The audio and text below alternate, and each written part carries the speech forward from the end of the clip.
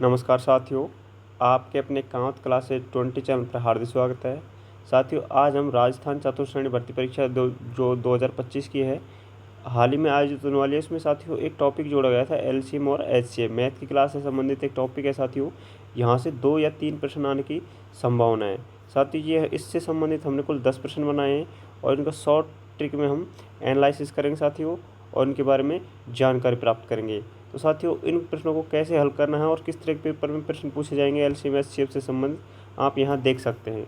इसमें जो पहला प्रश्न दिया गया है साथियों, ये पूछा है कि सबसे छोटी अभाज्य संख्या और सबसे छोटी भाज्य जो संख्या है साथियों, इनका महत्तम समापवर्तक क्या होगा। एचसीएफ पूछा है, तो सबसे छोटी जो अभाज्य संख्या है साथियों, वो क्या है, 2 है, और सबसे छोटी भाज्य संख्या क्या है, 4।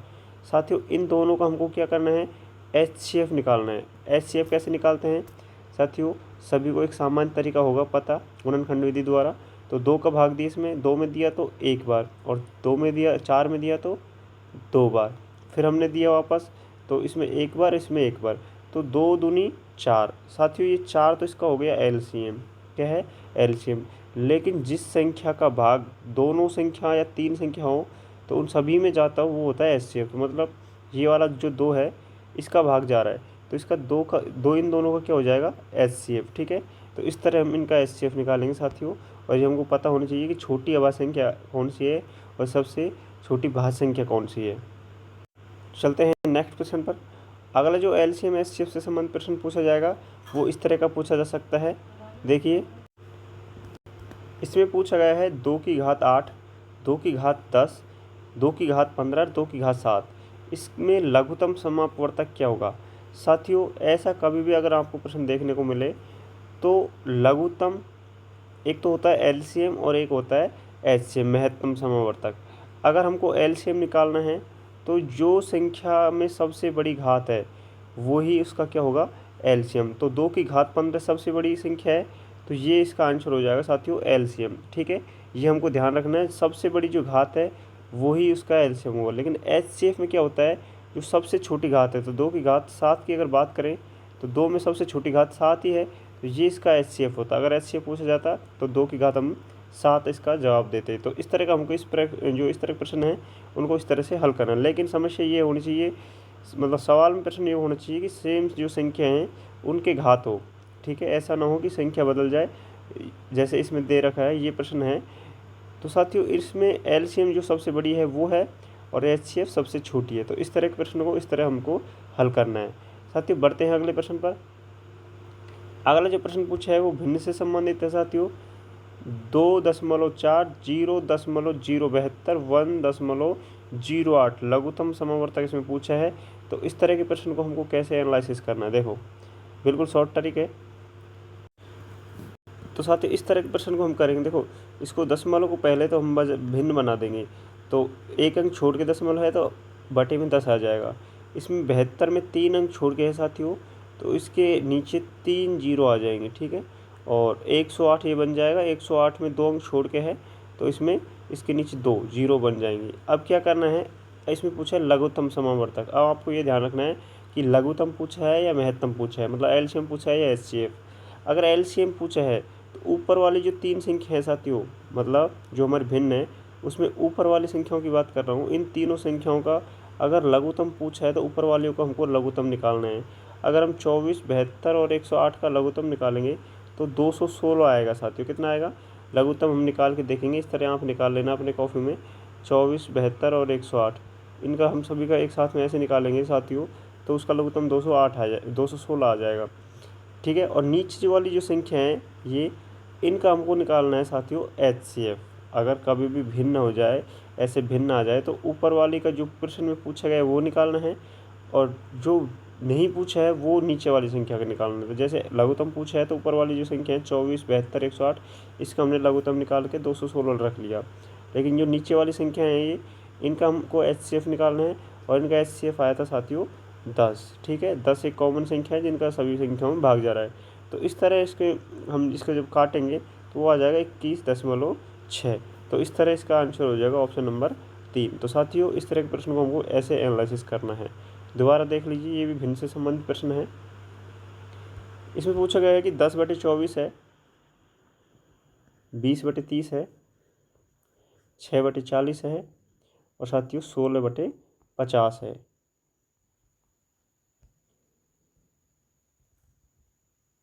अब इसमें हमसे एलसीएम मतलब लघुत्तम समवर्तक पूछा है साथियों। तो लघुत्तम समवर्तक के लिए हमको क्या करना है,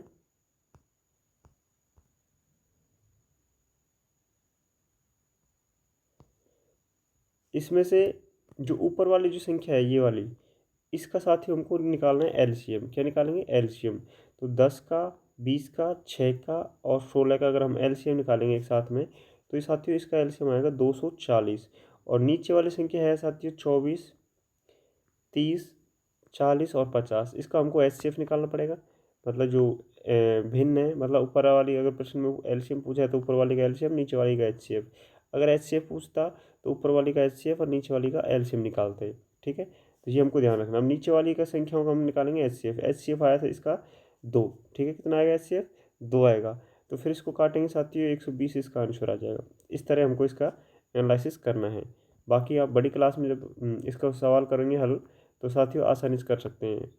आप इस क्लास को रिवाइज करके बैक करके देख सकते हैं। नेक्स्ट प्रश्न पूछा गया है कि वह छोटी से छोटी संख्या ज्ञात कीजिए जो एक पूर्ण वर्ग हो और 10, 12, 15 और 18 से विभाजित हो। तो साथियों 10, 12, 15 और 18 इनसे हम विभाजित होनी चाहिए और एक पूर्ण वर्ग भी होनी चाहिए। तो दोस्तों जो भाजकता के नियम है वो इनमें काम करेंगे। 2 से लेकर 11 तक के भाजकता के नियम आपके याद हैं तो ये प्रश्न गलत नहीं होगा। साथियों इसमें 18 का भाग जाना जरूरी है। यहाँ पर 18 का, 15 का और 12 का इंटू 10 का भाग जाना जरूरी। तो सब में 0 है, 10 का तो जाएगा। और हम 18 की बात करें तो साथियों इसको हम 2 गुणा 9 लिख सकते हैं। मतलब उसमें 2 का भाजकता का नियम और 9 का, दोनों का एक साथ काम करना चाहिए। तो हम बात करें साथियों ऑप्शन फर्स्ट की, तो 900 है जो 9 से विभाजित हो जाएगा। लेकिन ये जो 16 से दिख रहा है साथियों ये 9 से विभाजित नहीं होगा, क्योंकि अंकों का योग कितना हो रहा है 7, और अंकों के योग में अगर 9 का भाग जा रहा है तो वहाँ 9 का भाजकता का नियम काम करता है। इसी तरह तीसरा ऑप्शन है वो भी साथियों गलत हो जाएगा, क्योंकि इसमें भी अंकों का योग 7 हो रहा है, तो 7 में तो 9 का भाग जाता नहीं है। और बात करें चौथे ऑप्शन की, तो ये साथियों ये बिल्कुल ये विभाजित है, ये वाला ऊपर वाले दोनों वर्ग भी है और विभाजित भी है। लेकिन साथियों सबसे छोटी संख्या पूछी गई है और एक पूर्ण संख्या पूछी गई। तो सबसे छोटी संख्या की बात करें तो 900 है साथियों। इसका पहला जो आंसर है, पहला जो ऑप्शन है वो बिल्कुल करेक्ट हो जाएगा। तो इस तरह हम इसको हल करेंगे। चलते हैं नेक्स्ट प्रश्न पर। अगला प्रश्न पूछे कि वह संख्या कौन सी है जो एक पूर्ण वर्ग है, ठीक है, और 4, 6 और 15 है। साथियों 4 से विभाजित होनी चाहिए, 6 से और 15 से, तीनों संख्याओं से विभाजित हो और एक पूर्ण वर्ग भी हो। तो हम बात करें 600 की, तो 600 किसी भी संख्या का वर्ग नहीं है साथियों, ना ही 9000 किसी संख्या का वर्ग है। इसमें से 60 भी किसी संख्या का वर्ग नहीं है साथियों। तो ये तो मात्र ऑप्शन से ही हल हो जाएगा, क्योंकि 900 एक संख्या है जो एक पूर्ण वर्ग है, बाकी इनमें से कोई भी संख्या पूर्ण वर्ग नहीं है। बढ़ते हैं नेक्स्ट प्रश्न पर। अगले प्रश्न पूछा है कि 12, 15, 18 और 27 से पूर्ण विभाजित होने वाले 4 अंकों की सबसे बड़ी संख्या कौन सी है।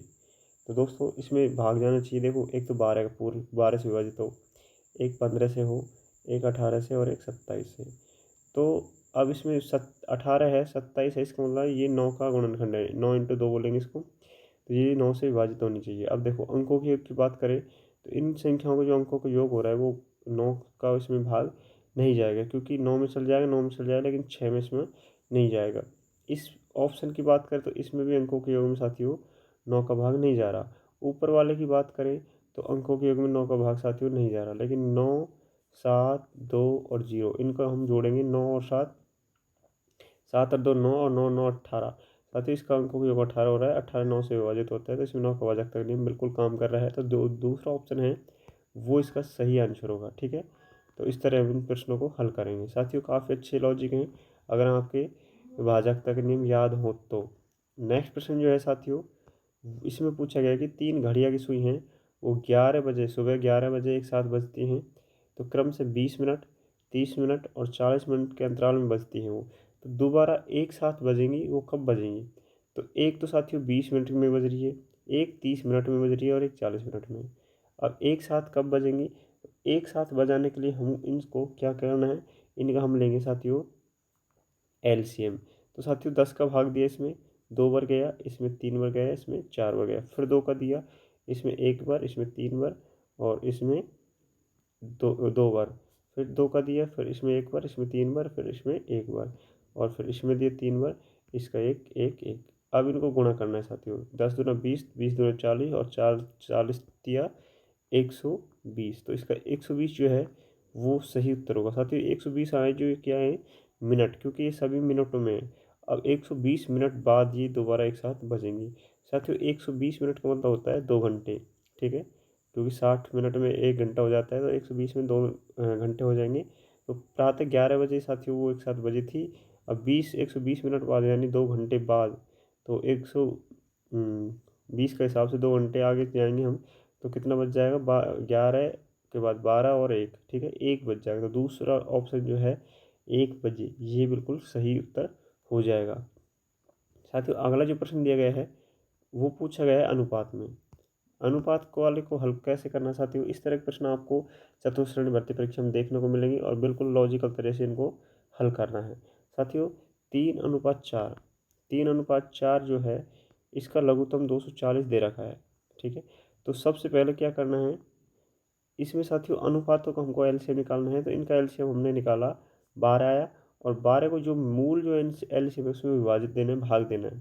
तो 12 का भाग जब हम 240 में देंगे तो इसमें 20 इसका वो आ जाएगा एचसीएफ। भाग देने पर मतलब जो अनुपात है उनका भाग हम अगर मूल जो वो है हमारा लघुत्तम उसमें भाग देंगे तो वो आएगा हमारा 20 एचसीएफ। और एचसीएफ जो है उसको प्रत्येक संख्याओं से गुणा कर दो, वो संख्या बन जाएंगी अनुपात से गुणा करने पर।